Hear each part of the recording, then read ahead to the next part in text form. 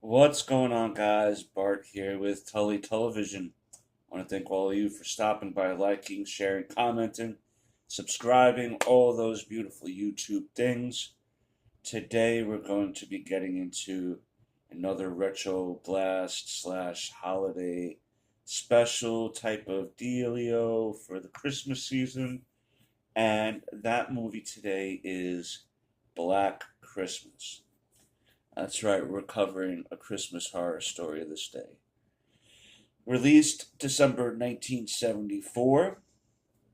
The cast is Olivia Hussey as Jessie Bradford, Margaret Kidder as Barb, John Saxon as Lieutenant um, Ken Fuller Kim. By the way, that's Nancy's father from Friday the 13th. And Marion Waldman as Mrs. Mack. I wonder where Mr. Mack was. Andrea Martin is Phil. James Edmund is Mr. Harrison. Doug McGrath is Sergeant Nash. And Keir Dulla is Pete, Jesse's boyfriend in the movie. Now, this movie starts off in a sorority type of house, well, a sorority house, and the Christmas season is upon us. And as everybody is gathering for their last holiday party for the year before they go home, uh, everyone's having a good time, uh, having a couple little drinks. And the house mother comes back and they give her her gift. But in the meantime, there's been this obscene caller that's been calling in their home and really saying some nasty and dirty things. I'm not too sure even if I want to repeat them here. I don't know how far some of these things on YouTube will fly. They don't like already when I say the S word or the F word or, cuss words in general, even though I know I let them slip. But then he was calling them things like piggy girls. He's going to put his mouth here and there. Really explicit, uh, really explicit stuff until they wound up hanging out with him. They wound up hanging out with him. Not really though. They wound up hanging up on him, and it really throws Jesse off because and a couple other girls off too because it's like Margot Kidder's character, who of course is Lois Lane in the Superman movies back in the day.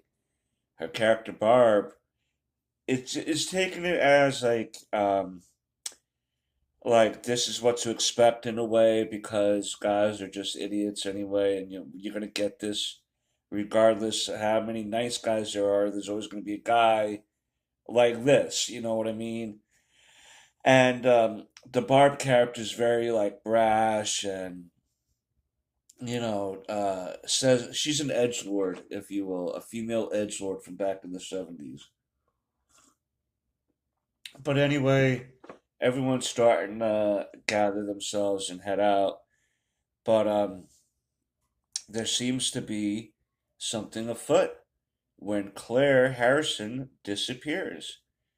Because we pick up the next day where Mr. Harrison is waiting for his daughter Claire here, and she's not showing up at all. And through some investigation of his own, um, he winds up making it to the sorority house, talking to the house mother, and meeting her boyfriend at some point in the movie. Um, and he's very confused of where she could be. Now, of course, the cops take it as she's a college girl and she's free to do what she wants. Maybe she's just out partying or whatever, or they're not taking it seriously, really, too many people at this moment, even though Mr. Harrison and eventually the boyfriend are like, no, this is not like her. She just doesn't disappear and party Even at some point when the detective, Lieutenant Fuller, was there, and he was asking if she's like a drinker or whatever. They're like once in a blue moon type of thing, like special occasion. She's a special occasion drinker, you know what I mean? Maybe one drink at a party or whatever. Not like, woo, let's down this 12 pack in a half hour type of drinker. And also, during the movie, there's this mother who's like a townie or whatever, uh, a local, and her 13-year-old went missing. And so she's also at the cop station, explaining how a 13-year-old is missing. And eventually they connect Claire Harrison's missing and the 13-year-old missing as maybe connected together, and they start doing a search. And also at some point during the movie, Jesse, who's like the main character basically, who we're following her story, is a feminist definitely at the time. And I'm not meaning that in a bad way. You could tell though, because of her story, so to speak, she became pregnant, and she was telling her boyfriend that she's pregnant and is considering getting an abortion. Okay, and I'm not looking for any debates down below about the subject. I'm just stating that what part of the story is. And so she went to the boyfriend to explain that she wants to get an abortion. She's not ready for all this. And he gets mad and starts getting a temper and threatening her a little bit. So you start to wonder if this is a suspect that's possibly doing this to the 13-year-old missing and the friend missing. And also, they have a confrontation later on that day where he mentions about, you're not going to hurt that baby, you're not going to murder that baby. If it's the last thing I do, I'm going to stop it. And he leaves in a huff as the lieutenant and someone else was coming back to the house. And so what then happens is we see the girls eventually getting picked off one by one in the house. Barb gets taken out. Jesse's friend Phil gets taken out. Uh, and I don't know. I guess that was a popular girl's name at the time. Phil. Oh, maybe Phyllis. Okay, and they went with Phil. Uh, Mrs. Mack gets taken out too. Um, the whole time, Claire Harrison, the missing girl, college girl, is up in the attic of the house. No one has bothered checking up there. Miss Mack, I heard noise up there, and she went up to check, and she got taken out by the killer. And the reason why no one's looking for her is because she was telling people she's going to her sister's house. So if I'm not home, that's why I'm at my sister's for Christmas. So no one's looking for Mrs. Mack.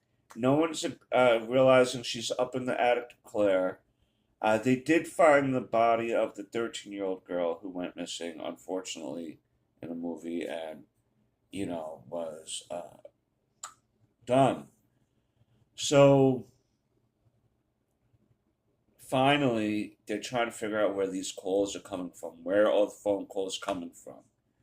And I don't know if this is the first movie to pull this trope or not, um, but it's the earliest version of this twist that I've come across so far in my life of watching movies and horror shows. The phone calls are coming from in the house. It's in the house. How? Because there's two lines. And if you pay attention at some point in the movie, they mention that there's two lines in the house. For those of you who don't know, people used to use landlines, right, with a wire, and you had to go through the phone company, and yeah, so that's a landline, a phone that you talk to through wires at your house. You couldn't just walk around like a cell phone. So even though you had two lines in the same house, you could use that first line to call the second line, and that's why there was the initial confusion, and so they realized, oh no, someone's using the other line. So Jesse, the cops call Jesse to get out of there, but she decides to go look for the guy and fight him off. And she fights him off a little bit. We never get to see the killer's face at all here throughout the whole movie.